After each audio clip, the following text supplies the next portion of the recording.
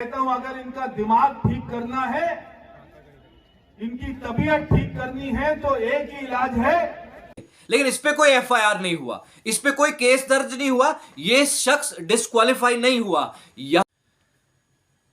दोस्तों, democratic system के अंदर इक्वेलिटी सबसे ऊपर है। इक्वेलिटी का दर्जा अगर देश के संसद में ना मिले एक एमपी को, तो हम कैसे उम्मीद कर सकते हैं कि एक आम आदमी को इक्वल देखा जाएगा, उसको बराबरी का दर्जा मिलेगा।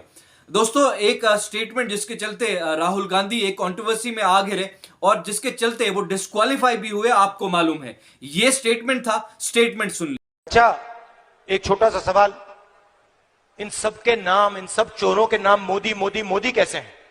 नीरव मोदी, ललित मोदी, नरेंद्र मोदी, और अभी थोड़ा ढूंढेंगे तो और बहुत सारे मोदी निकलेंगे।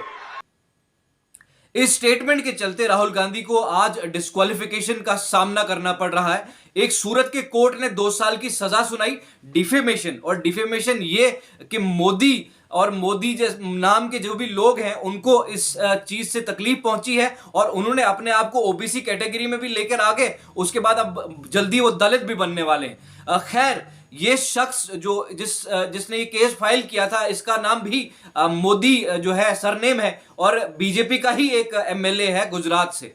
लेकिन एक और स्टेटमेंट आपसे शेयर करना चाहता हूं, ये स्टेटमेंट देखिएगा। जहां जहां ये आपको दिखाई दे, मैं कहता हूं अगर इनका दिमाग ठीक करना है, इनकी तबीयत ठीक करनी है तो एक ही इलाज है, वो है संपूर्ण बहिष्कार। आप इस बात से सहमत हो? हाथ खड़ा करके बोलो सहमत हो, और मेरे साथ बोलो, हम इनका संपूर्ण बहिष्कार करेंगे। हम इनके दुकान रेडियो से कोई सामान नहीं खरीदेंगे, हम इनको कोई मजदूरी नहीं देंगे। आप एक काम कर लेना, बस ये इनका इलाज है। तो आज इतनी संख्या में आप आए हैं, पानी के अंदर बैठे हैं, मुझे ये परवेश साहिब सिंह वर्मा है, ये भी एक एमपी है, ये भी इस देश में लॉ मेकर है। ये इस देश का एक बहुत बड़ी सियासी जमात जो अपने आप को कहती है इस दुनिया की सबसे बड़ी सियासी जमात, उस सियासी जमात का लॉ मेकर है परवेश साहिब सिंह वर्मा। खैर, इस शख्स का स्टेटमेंट आप सुन लीजिए।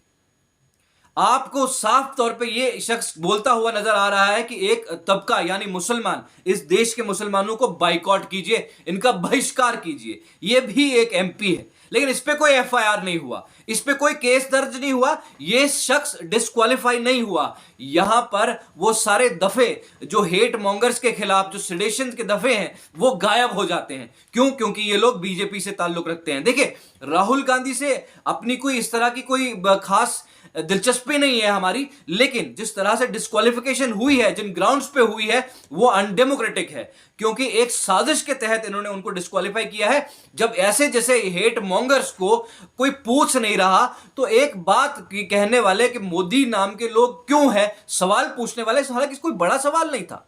नीरव मोदी, बाकी जितने ललित मोदी, जब ये लोग एक कैटेगरी में फॉल करते हैं तो सवाल बस इस तरह से था। इसमें कोई इस कदर का जो रिग्रेस पनिशमेंट आपने जो दी है, जिस तरह 2 साल की जो सजा, उसके बाद जो है डिस्क्वालिफिकेशन, ये अनएक्सेप्टेबल है। अगर आप ऐसे ही पनिश करना चाहते हैं अपने एमपीज को संसद में, अगर आप इतना सही तरह से चलना चाहते हैं, तो पहले इन लोगों को सजा सुनाइए ना। ये लोग जो हेट मॉन्गर खुले घूम रहे हैं, आज भी एमपी है, दूसरी बार एमपी बने बैठे हैं, और खुलेआम इस देश के 30 करोड़ जो मुसलमान हैं करीब करीब, उनके बहिष्कार की बात कर रहे हैं। इन पर कोई एफआईआर नहीं हुआ, इन पर कोई सेक्शन नहीं लगता क्या? इन पर कोई दफा नहीं लगता? अगर नहीं लगता तो प्रज्ञा जो ठाकुर है उस पर कोई दफा नहीं लगता क्या? तो राहुल गांधी जैसे लोगों पर जो आप पर उंगली उठा रहे, तो आप इसमें जो सरोपरि हो गए, सबसे ऊपर हो गए। तो आज आपने ये सब जो जाल बुनकर इस शख्स को डिस्क्वालीफाई किया है, ये मजाक है इस देश में जमहूरियत का, ये मजाक है उन सेंटिमेंट्स का जो इस जमहूरियत के साथ जुड़े हुए हैं, जो इस देश के सेक्युलर कैरेक्टर में, इस देश की डेमोक्रेसी में विश्वास रखते हैं। अगर राहुल गांधी डिस्क्वालीफाई होते हैं तो प्रज्ञा जैसे लोग क्यों नहीं होते? ये परवेश वर्मा जैसे लोग क्यों नहीं होते? अनुराग ठाकुर जैसे लोग जो हैं, कपिल मिश्रा जैसे लोग जो हैं, वो बड़ी बड़ी कुर्सियों पर क्यों बैठे हैं? ये आपके दोहरे मापदंड हैं, ये आपका हिपोक्रेसी है जो इस देश को जो आप चलाने की बात कर रहे हैं और सबका साथ और सबका विकास के जो बार बार आप नारे देते हैं, ये वो एक्सपोज करती हैं चीजें। यहां पर आप एक्सपोज हो जाते हैं।